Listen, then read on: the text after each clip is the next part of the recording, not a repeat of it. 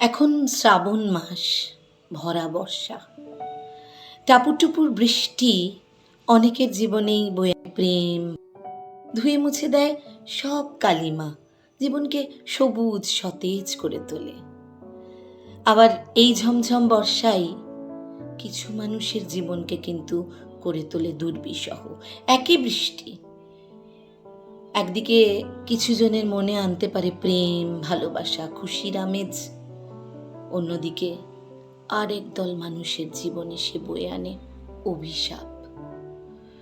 কেমন করে তা বলতেই আজকের এই কবিতা বর্ষা যখন গদ্য। মুষলধারায় বৃষ্টি ঝরে মাথার ওপর ছাদ, গরম চায়ে নরম চুমুক, জমবে যে মৌতাত। ঘরের ভেতর চলছে হিসেব, খিচুড়ি নাকি ভাত। খিচুড়ি হলে ডিম ভাজা চাই, মাংস হলে ভাত। মুষলধারায় বৃষ্টি ঝরে, জল পড়ে চাল চুঁয়ে। শোবো কোথায়, খাবই বা কি ছেলে পুলে নিয়ে। কাজের মানুষ বসে ঘরে মাথায় দিয়ে হাত, কোনো রকমে চালিয়ে নেবে, জুটবে না আজ ভাত।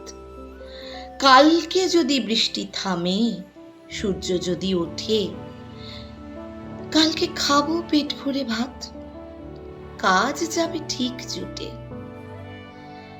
ঠাঠা রোদের গরম দুপুর, লাগছে গায়ে ছ্যাঁকা, ঝুপড়ি ঘরে খুশির ঝলক যায় না চোখে দেখা।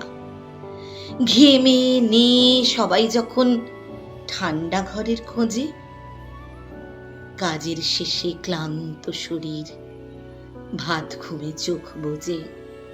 বৃষ্টি যখন কাব্য হয়ে আকাশ থেকে ঝরে, সেই বৃষ্টি গদ্য লেখে ঝুপড়িবাসীর ঘরে।